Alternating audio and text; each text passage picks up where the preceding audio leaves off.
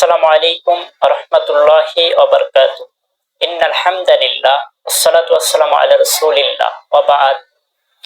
সকলকে ধন্যবাদ জানিয়ে আমরা আমাদের আলোচনা শুরু করতে যাচ্ছি। আজকে আমাদের আলোচনার বিষয়বস্তু হলো যে রাসূল করিম সাল্লাল্লাহু আলাইহি ওয়াসাল্লামের অসংখ্য মুজিজা থেকে একটা সর্বশ্রেষ্ঠ মুজিজা আল কুরআনুল কারীম, সেটা নিয়ে আমরা আলোচনা করব ইনশাআল্লাহ। কুরআনুল কারীম এটা নবী করিম সাল্লাল্লাহু আলাইহি ওয়াসাল্লামের সবচাইতে শ্রেষ্ঠ একটা মুজিজা। এটা এমন একটা মুজিজা, পৃথিবীর সকল মানুষ যদি একত্রিত হয় তাহলেও এই কুরআনুল কারীমের মতো একটা কুরআনুল কারীম তারা পৃথিবীতে আনতে পারবেন। শুধু মানুষ নয়, আল্লাহ বলেছেন পৃথিবীর সকল মানুষ এবং সকল জিন জাতি তারা সকলেই যদি একত্রিত হয়, قل لئن اجتمعت الإنس والجن على أن يأتوا بمثل هذا القرآن, যে সকল জিন এবং সকল মানুষ তারা যদি একত্রিত হয় যে এই কুরআনুল কারীমের মতো একটা কুরআনুল কারীম তারা নিয়ে আসবে, তাহলে তারা এটা পারবে না, আনতে পারবে না। তাহলে আমরা বুঝলাম এই আলোচনার দ্বারা, এই আয়াতের মাধ্যমে, যে কুরআনুল কারীমের মতো একটা কুরআনুল কারীম তারা আনতে সক্ষম না।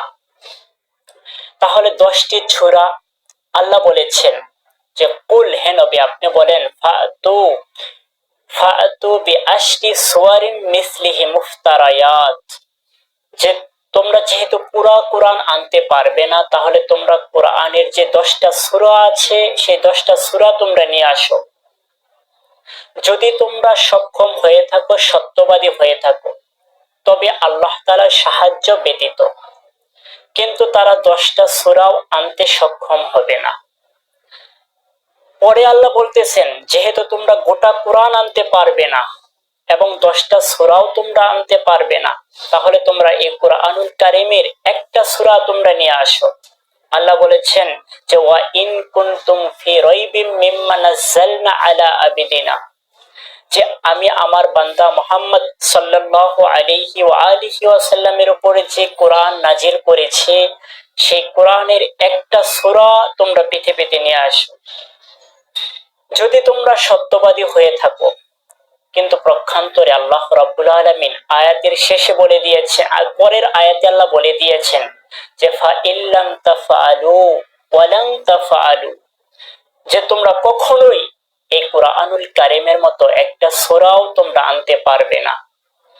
তাহলে আমরা এই আলোচনার দ্বারা বুঝতে পারলাম যে পৃথিবীর সকল মানুষ একত্রিত হয়েও একটা কুরআনুল কারীম তারা আনতে পারবে না। এমনকি তারা এই কুরআনুল কারীমের মতো একটা সূরা তারা আনতে পারবে না। এমনকি তারা একটা আয়াতও এই কুরআনুল কারীমের মতো তারা বানাতে পারবে না, সক্ষম হবে না। এটা হলো কুরআনুল কারীমের মুজিজা।